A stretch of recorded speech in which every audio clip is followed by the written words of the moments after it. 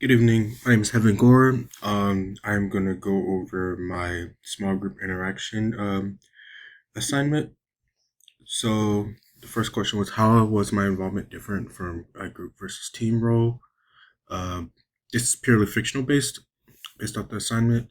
This assignment was different from other group assignments because it ended up just being two members. Um, H is what he told me to call him, and myself meeting over Zoom. Although the assignment required multiple meetings on specific days, the dates used in a spreadsheet were constructed for the assignment rather than a real world scheduling. Like we met roughly 3 days. So even so, we followed that the required structure on holding several meetings and assigning roles and making anonymous decisions. Because there were only two of us, we really just functioned as a team rather than a traditional group. The communication theory defines a group as three or more people, but we were the smallest two, so it was really more or less a dyad. We assigned roles such as leader and observer to stay organized and divided responsibilities like researching stocks, um, executing trades, and maintaining our spreadsheet. For the second question, the individual role, my role, observer role, and a problem role. So roughly, even with just the two of us, our roles were just fine. I often took on the task-oriented responsibilities such as monitoring stock prices and executing trades, while he focused more on the research market trade or trends, updating the spreadsheet, and when one of us served as the observer based on assignment functional meetings, the dynamic shifted slightly. The observer spoke less and focused on documenting interaction patterns, which made the other person take lead during the meetings. Because there's only two of us, we didn't really experience a disruptive role like blocks or dominators. However, we were still mindful of balancing the participation, so neither person dominated the conversation unintentionally. Rather, the observer role helped us reflect on how we communicated and ensured both of our voices were truly heard. Um, Third question: there were several norms that developed naturally during this Zoom meeting. Our formal norms came from the assignment meeting on the designated dates, tracking our portfolio and requiring unanimous decisions, while informal norms included um, starting each meeting screen sharing the spreadsheet, reviewing performance, and giving each other space to really explain our reasoning behind what we found.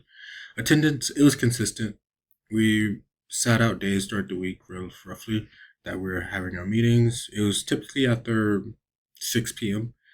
Um, or that was best for the both of us as we both lived on the Pacific Standard Time. He's just at Grand Canyon and I'm in California. Um, but it showed us to have a democratic style leadership where we both share responsibilities and decision makings. This approach worked well because it kept the process balanced and collaborative.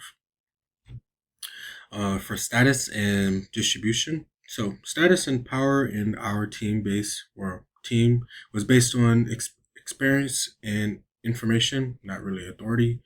One of us had stronger knowledge about a particular stock or market trend. The other person's input carried more weight. Uh, this wasn't really necessarily a power struggle. It was simply like recognizing the relevant information at that moment. The main power base we used was to expert power, which is the knowledge of investing, and informative power, which is research and data. I used informational power while when monitoring stock prices and explaining potential adjustments because decisions are anonymous and neither one of us really dominated the process and had no power play when it occurred. Um, the interactive pattern and the cohesive and rituals. So for interaction, the pattern became more structured over time. Early on, we spent more time discussing allocating strategies and tolerance. As our project continued, our communication followed by always sharing our screen, the spreadsheets, reviewing the performance and discussing like the adjustments and making a decision along the way.